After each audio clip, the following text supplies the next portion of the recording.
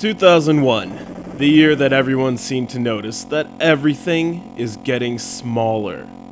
The big, bulky arcade cabinets you see at your local arcade are now slipping away into obscurity, becoming obsolete in their beautiful, boxy glory.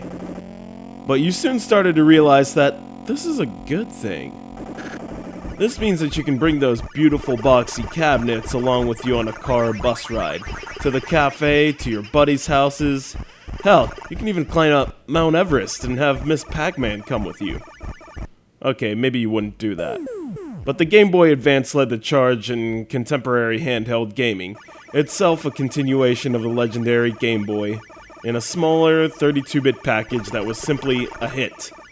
So when the Advance and Arcade All-Stars Namco decided to join forces and put together a package of old-school arcade gaming, who could doubt that they would deliver with Namco Museum, developed to satiate the hunger of arcade gamers on the go.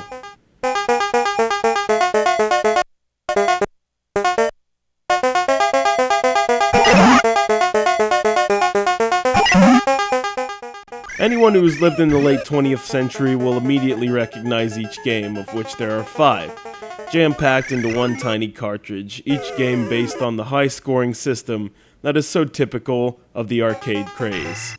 You get the shooter Galaga and its bigger, slower translation known as Galaxian. The esteemed Chase and Dot Eater sequel to one of the most famous games of all time, Miss Pac-Man.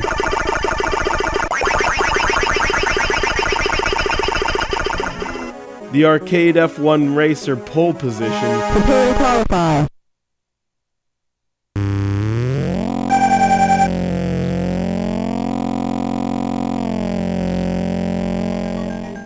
And the underground blow-em-up classic, Dig Dug.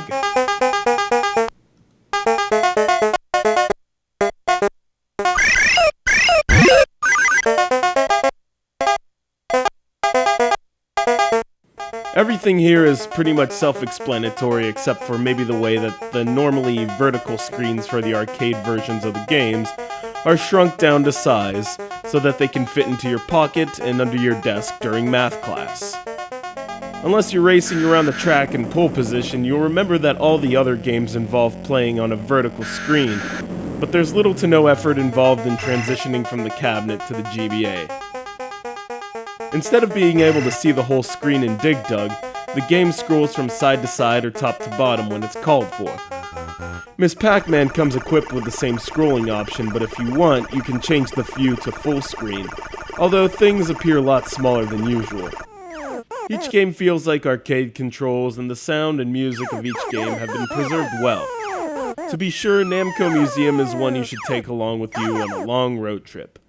Long, tedious college lectures come to mind as well.